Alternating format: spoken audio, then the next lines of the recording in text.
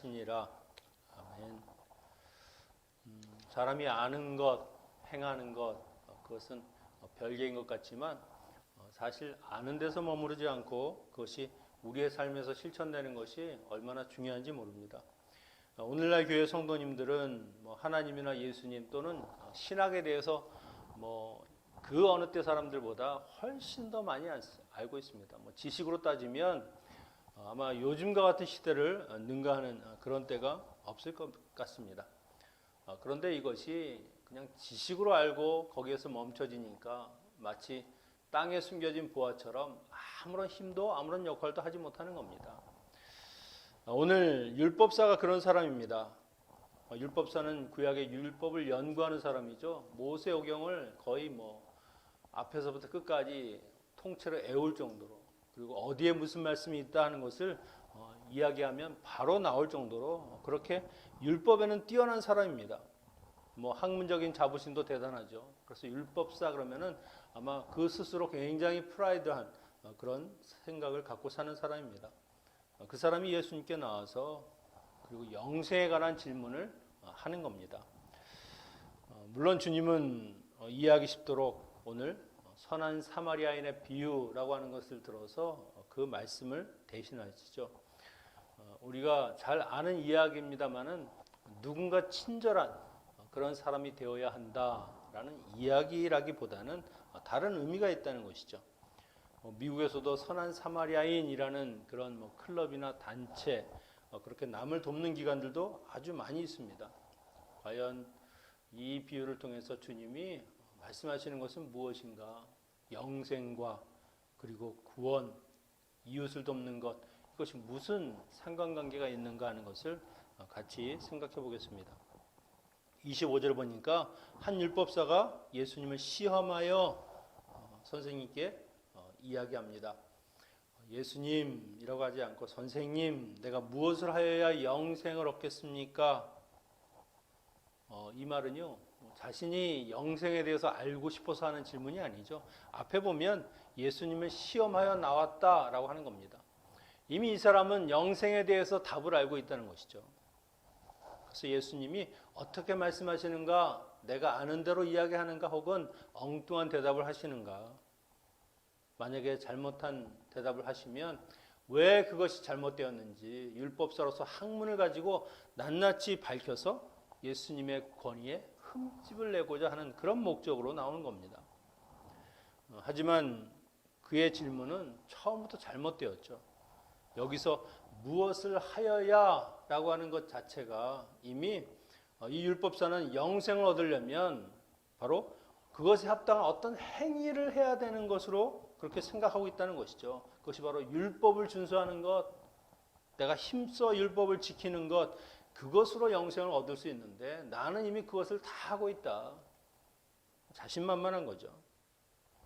당시의 모든 유대인들 영생에 대한 혹은 구원에 대한 생각은 바로 이 율법서와 같은 것입니다. 철저하게 율법을 지키면 내가 뭔가를 더 열심히 하는 그 행위를 가지고 하나님이 구원하실 것이다. 내게 영생을 주신다라고 착각하는 것이죠. 하지만 우리가 알다시피 율법을 지키는 행위로는 구원을 받을 수도 영생을 얻을 수도 없는 겁니다. 갈라디아서 2장 16절에 보면 사람이 의롭게 되는 것은 율법의 행위로 말미암음이 아니요 오직 예수 그리스도를 믿음으로 말미암은 줄 알므로 우리도 그리스도 예수를 믿나니 이는 우리가 율법의 행위로서가 아니라 그리스도를 믿음으로 의롭다함을 얻으려 함이라. 율법의 행위로는 의롭다함을 얻을 육체가 없느니라. 사람은 율법의 행위로 구원을 얻는 것이 아닙니다. 오직 나를 위해서 죽으신 예수 그리스도를 믿음으로 의롭다함을 얻고 구원을 받아서 영원한 생명을 얻게 되는 것이죠. 율법을 통해서는 하나님을 사랑하는 것, 그리고 하나님의 말씀을 지키지 않는 것, 하나님을 사랑하지 않으면 결국 그것이 죄라는 것을 알게 하시는 겁니다. 하지만 나의 힘으로 다 지킬 수 없는 것이 율법이라는 것을 깨닫고 오직 하나님의 은혜를 구하는 것, 그것이 율법의 역할이라고 하는 것이죠. 로마서 3장 20절에 보면 그러므로 율법의 행위로 그의 앞에 의롭다 하심을 얻을 육체가 없나니 율법으로는 죄를 깨달음이니라. 여러분 실제적으로 우리 이 불완전한 인간, 죄를 지은 이 인간의 힘만으로는 율법의 명령을 다 지키는 것은 불가능합니다. 지키려고 하면 할수록 나라고 하는 인간이 하나님의 말씀대로 사는 것이 안 되는구나. 결국 나는 죄인이라고 하는 것을 점점점 드러낼 뿐이라는 것이죠. 인간은 율법의 행위로는 절대 내가 구원을 받을 수 없다. 그러면 어떻게 해야 되느냐? 조건 없이 베푸시는 그 하나님의 은혜로 말미암아 그래야만 내가 구원을 받을 수 있겠구나. 하나님의 은혜를 구하고 그렇게 해서 성령의 도우심으로 주의 말씀에 순종하고 내가 그냥 내 자신이 스스로 하나님의 말씀을 따라가는 사람이 되는 것, 그것이 구원 얻는 길이라고 하는 겁니다. 기독교는 자력구원이 아닙니다. 내가 돌을 닦아서 그리고 내가 선한 사람이 되어서 뭔가 선한 행위로 구원받는 것이 아니죠. 타력구원입니다. 타력구원. 하나님이 선물로 주신 그 예수 그리스도를 믿음으로 구원받은 자가 되는 것이죠. 내 행위로 나의 의로움을 증명해 보일 수 있다.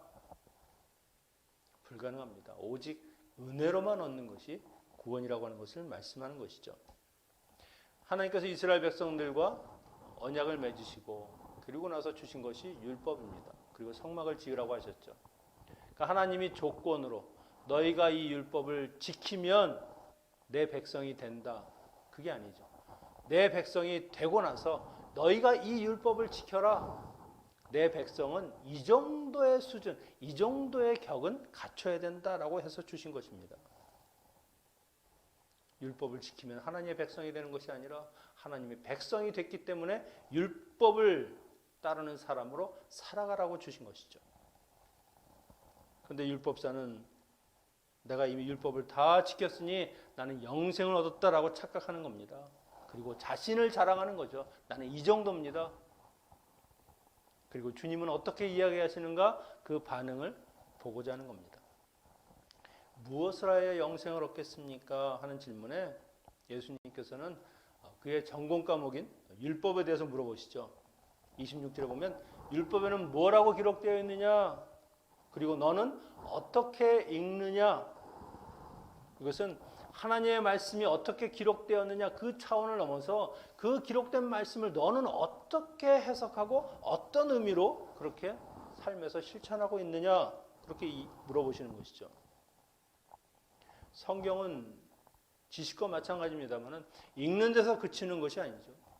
그 의미와 본질이 무엇인지를 깨닫고 그 깨달은 바대로 말씀대로 사는 것, 그것이 우리가 성경을 읽는 목적이고요. 성경이 우리에게 하나님의 말씀대로 살아가기를 요구하시고 있는 겁니다.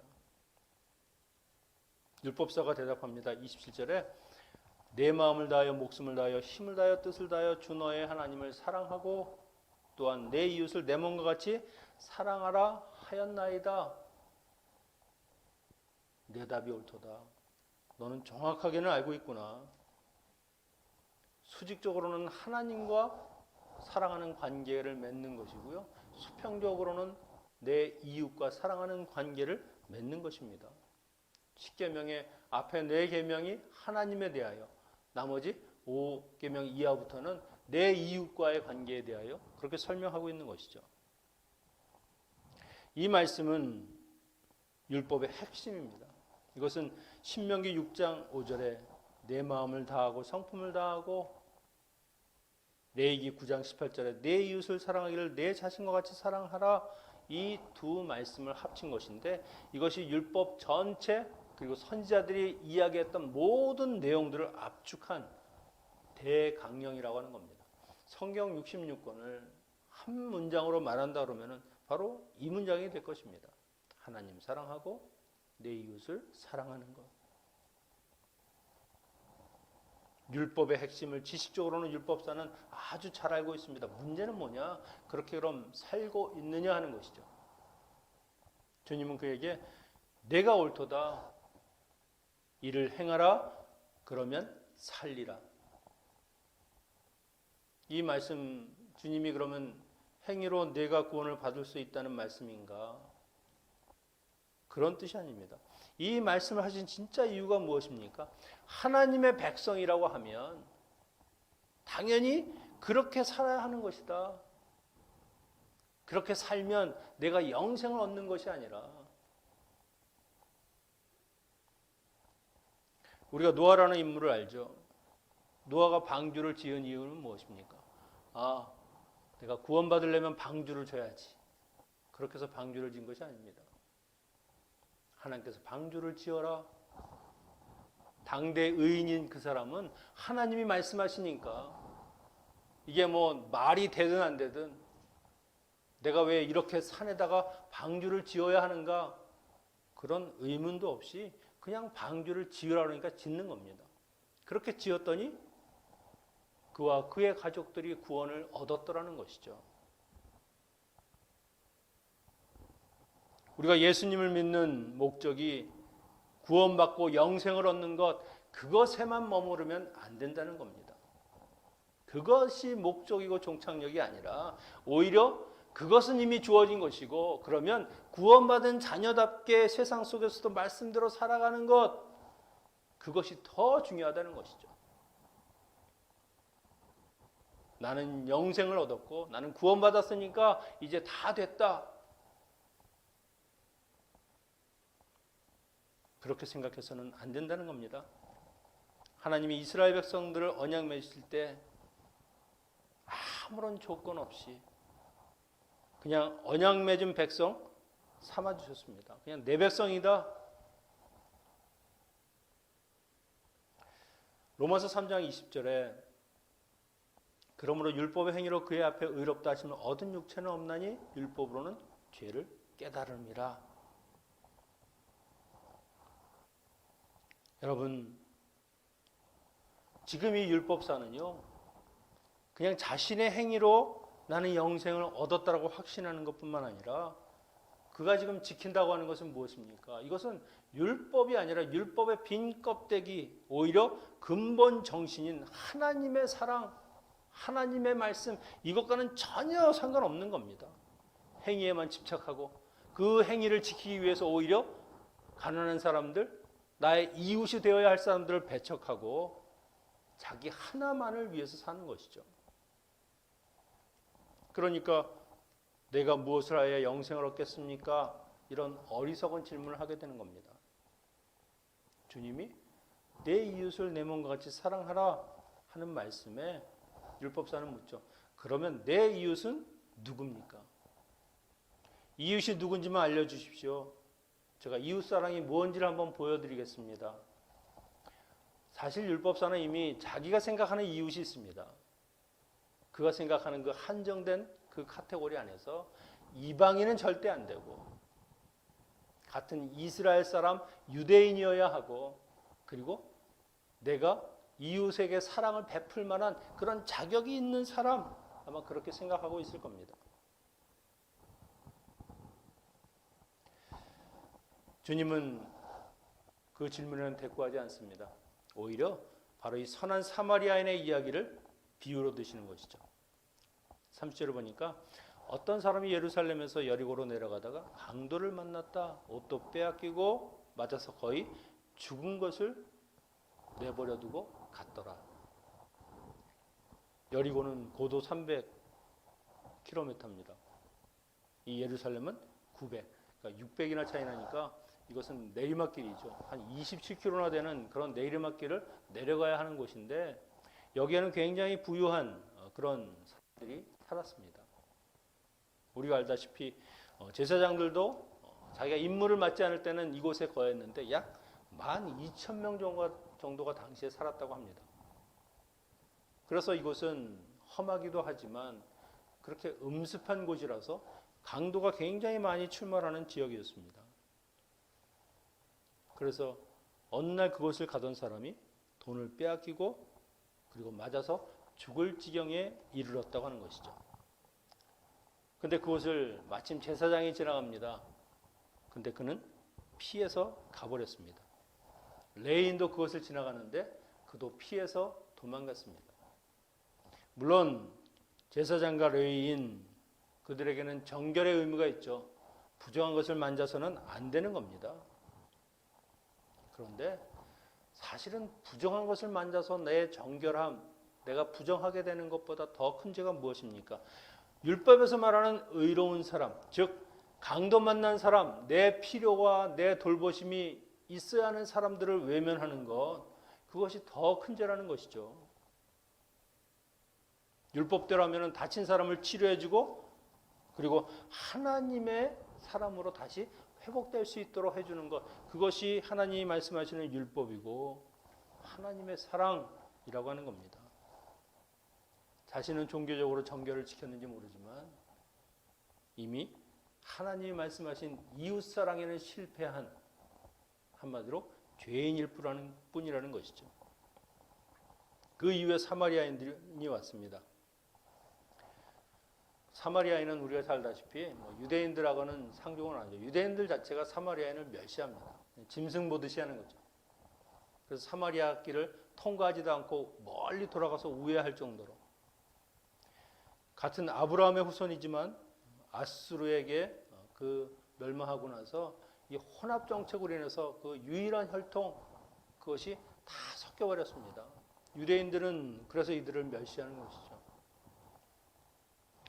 그런데 그 사마리아인이 제사장과 레위인도 피해간 그 사람을 보고 불쌍히 여기고 그리고 마음 깊숙이 그의 아픔을 공감하고, 여기서 불쌍히 여겨, 이것은 그냥 내 마음이 찢어질 듯, 내 창자가 끊어질 듯한 그런 아픔을 내가 공감했다는 겁니다. 그리고 짐승에 태워 주막에 가서 돌봐주고 여관 주인에게 2데나리온, 여기서 한 달치 숙박비입니다. 주면서 만약에 비용이 더 들면 내가 나중에 주겠다. 지금 이건 동정이나 자선이 아니죠.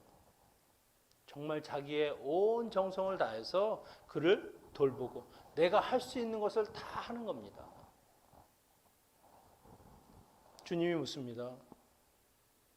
율법사, 네가 생각하기에 이 세 사람 중에 누가 강도 만난 사람의 이웃이냐? 당연하지 않습니까? 사마리아인이죠. 근데 율법사는 사마리아인이라는 말을 하지 않습니다. 그냥 자비를 베푼 자라고 대답하죠. 그냥 사마리아인이라고 하는 말조차 입에 담고 싶지 않은 겁니다. 지금 주님과 율법사, 이웃에 대한 관점이 완전히 다릅니다. 율법사는 나의 이웃이 누구냐? 이것은 나를 중심으로 놓고 내 이웃이 될 사람이 누구냐? 고르는 거죠.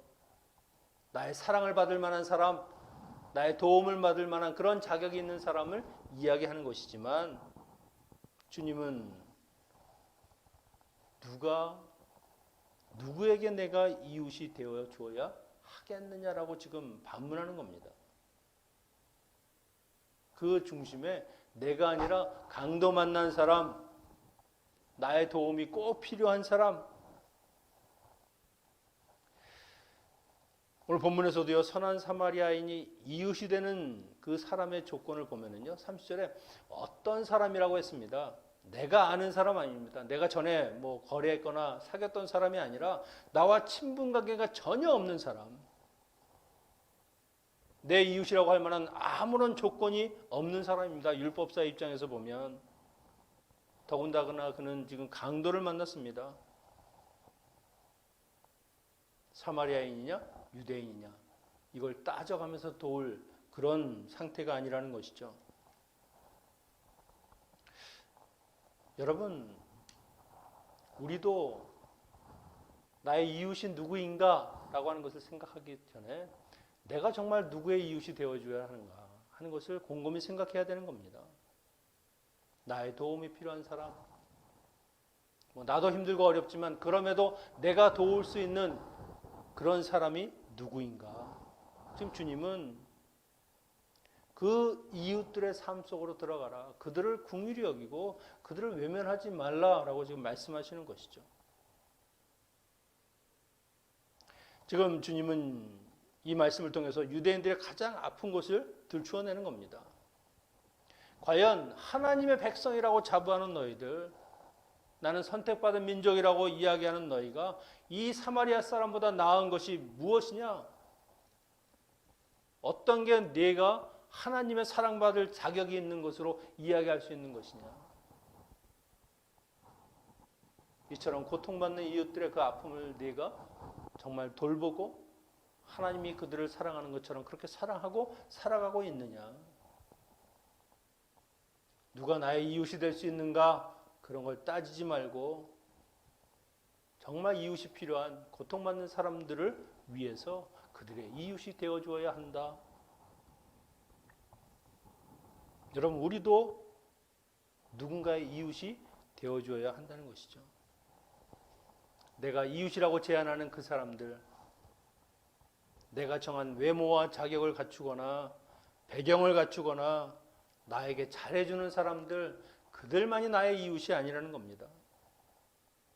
때로는 정말 내가 상대하기 어렵고 웬만하면 마주치고 싶지 않은 그 사람들도 하나님이 사랑하는 나의 이웃 중에 한 사람이라고 하는 것이죠. 여기 율법서나 유대인들 전혀 하나님의 말씀과는 상관없이 엉뚱하게 살아가지만 그들도 구원받아야 할 하나님의 사람들이죠. 그러니까 주님이 율법사를 데리고 지금 이 어려운 이야기, 율법에 대한 이야기, 비유까지 들어가면서 그를 이해시키고 좀 정말 한번 마음을 좀 돌이켜 보려고 이렇게 애쓰시는 거 아닙니까?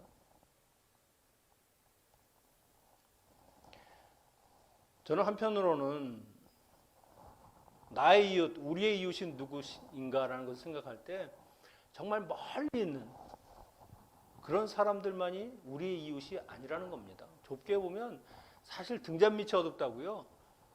우리의 사랑을 가장 소외되는, 우리의 사랑에서 제외되는 사람들이 우리 가족일 수 있다는 겁니다. 내 아내, 내 남편, 내 자녀들, 우리 부모님들. 저희 아버님은 이런 이야기하면 또 안 좋아하실 텐데 늘 남들에게는 굉장히 인정을 많이 받으셨어요. 참 이 사람들에게 잘한다. 근데 자녀들은 괜찮지만 저희 어머님한테는 별로 인정을 못 받으셨어요. 남한테 하는 만큼 나한테만 좀 하시오.